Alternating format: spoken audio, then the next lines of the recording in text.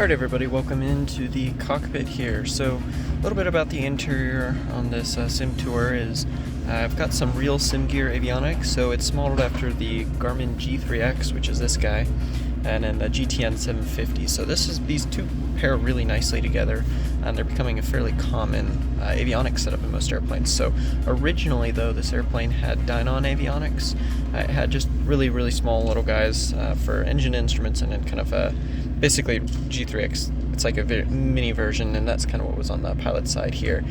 So I used the original panel, so this is all original hardware, original switches, all of that, and went through and then cut out the different sized gaps and kind of redid the layout here just so I could fit in these Garmin Avionics.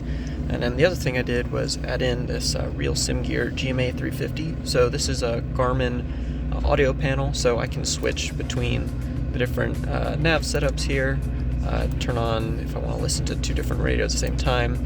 I can also do navigation, all that sort of thing. And you can see actually on the GTN 750 here, if I swap over to Comp 2, you can see that change. So it's all linked together, it works really well, and I'm very happy with it. So I'm actually going to be putting together a review on both of, actually all of these Garmin equipments here from Real Sim Gear, so stay tuned for that.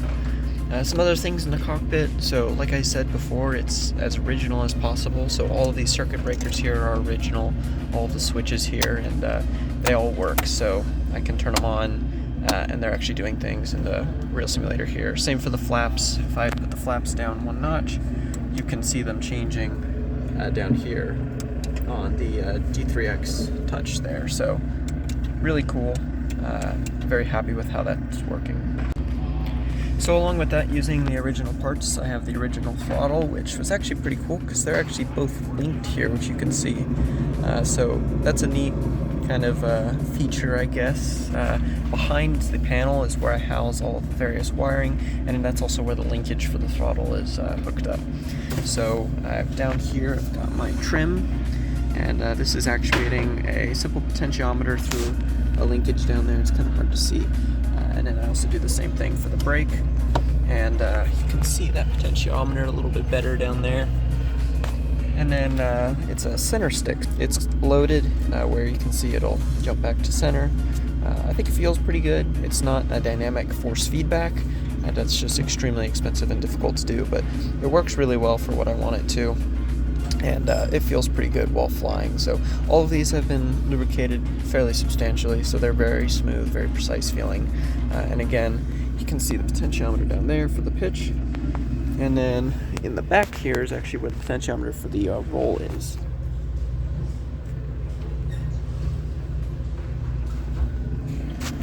And if you want more information about how it's specifically built, I'll link a playlist in the description below. I have videos on the whole build process from picking up the airframe all the way to its completion where it is today.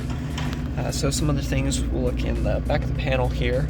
And many of these features are 3D printed. So this, for example, is 3D printed. I want to say it was like 5 or 10% infill, so it's fairly lightweight, but it's very strong. Back here is where all of the wiring is, and I also have the speakers behind the panel as well. So there's a speaker right here and a speaker right here as well. They're linked in, dual Omni audio there, and it works really well, sounds good, and it prevents a lot of noise from being everywhere else. As you can see, I'm in a bit of a warehouse here, so being noise conscious is a good thing. The seats in the simulator are all original, and they're a very nice leather. It's this beige, and it matches really well with the red. And that theme continues also outside the airplane, where you can see it's a very nice red and white theme. But these seats here, it's cushioned, and then this leather, it's a bucket seat style, so the fiberglass structure, which is what most of this airframe's made of, will go down, and then that's where the leather will then sit on top. It's all in great condition. The whole interior I actually went through and refurbished, so it was originally, having sat outside for a year and a half, covered in a whole lot of dirt, and just really not in the greatest condition. So went through and basically cleaned it all up, and all the leather and everything functions and looks really, really nice now. Both sides have seat belts, and they again have been refurbished, and very authentic, very cool just to be able to strap yourself in the simulator with real seat belts like that.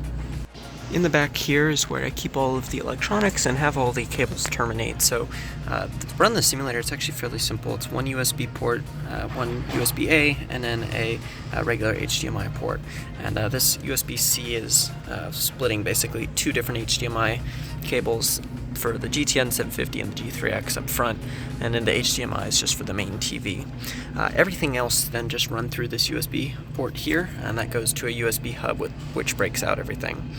So very simple, very organized, and then back here there's tons of space and opportunity for cooling. I'm just running it on a simple laptop right now, and I'll have some more information in an upcoming video where I go over all the settings and computer specs that run the simulator. But it's just a simple laptop, and it does a great job, so stay tuned for that video. So taking off here in the simulator, we can get a little bit of a demonstration. The visuals and everything line up really well, and when paired with that G3X, the amount of data you're getting is just really great. So we'll go ahead and rotate here. Nice easy climb out. We're flying out of Phoenix International right now in Arizona, and of course Microsoft Flight Simulator makes everything look really, really good. Come around here, there's actually an airplane a few airplanes down there at the terminal. We'll go take a quick look at them. But down here, we can open up the map for the GTN 750 here. And then, of course, we have the G3X over there, which is another split screen map. And I did this so that the pilot will have their GTN 750, whereas the co-pilot will have kind of a split screen. So both people in the airplane will have good situational awareness. And if you don't want that, you can just exit out of that and use a nice big PFD there. So I use Pop-Out Manager to handle both the G3X and the GTN 750, and it works really well. There's a couple issues with the GTN 750, but most of those I'm going to solve just by going to the TDS software. Right now I'm using the PMS 50, I forget specifically what it is. I'll have all of those linked in the description. But the actual software works great. It's just compatibility with touchscreens is not built in there yet. And that's a known limitation with Microsoft Flight Simulator. So over on the G3X here, again, all of the information you could want is able to be pulled up. All the engine monitoring to the satellites. So this is simulating everything needed to get GPS. So all the different satellites are shown. And then you can do traffic, flight planning, checking waypoints, or just doing your regular map screen. So a whole lot you can do there. And then, of course, just your regular nav controls, do your transponder. Everything you need is all able to be done. So it's just really, really fantastic and excellent for training and learning some new systems. So I learned on a regular steam gauge airplane, but lots of other people might learn in something with a G1000, for example. And they all are a bit different, so it takes a little bit of training and time just to get used to how to quickly program something in. So for example, I can go direct to nearest airports, and we'll just say we're going to go to Phoenix, and then I'll activate that. And then now if I look on the flight plan, I have a nice basically flight plan in there, just how to get back to Phoenix. I know it's really hard, it's right behind me, but you get the idea. So while flying the simulator, I can actually hook it up into networks like VATSIM or Pilot Edge. And if you check out my last video going to SimVenture, that's all done on Pilot Edge. I have some other videos on my channel on how to use software like VATSIM. They're excellent networks and can provide really useful training or just practice for your radio calls. And all of those, again, are compatible with the simulator.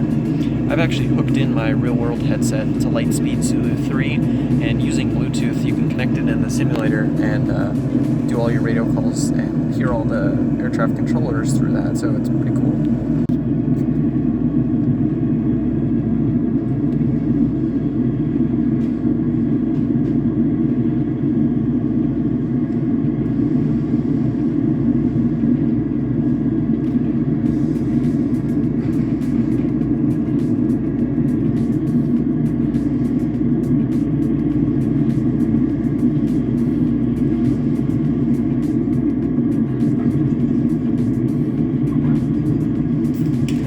exactly a textbook landing, but it got the job done. So that's a bit of a tour kind of everything with the simulator. Make sure you subscribe and leave a like. I'm going to be posting many more videos just covering the flying of this and some other little details here and there. And if you're interested, I have in the description a full playlist covering the whole build process. You can see everything on there. So hope you guys enjoyed this video. I'll catch you guys next time. See ya.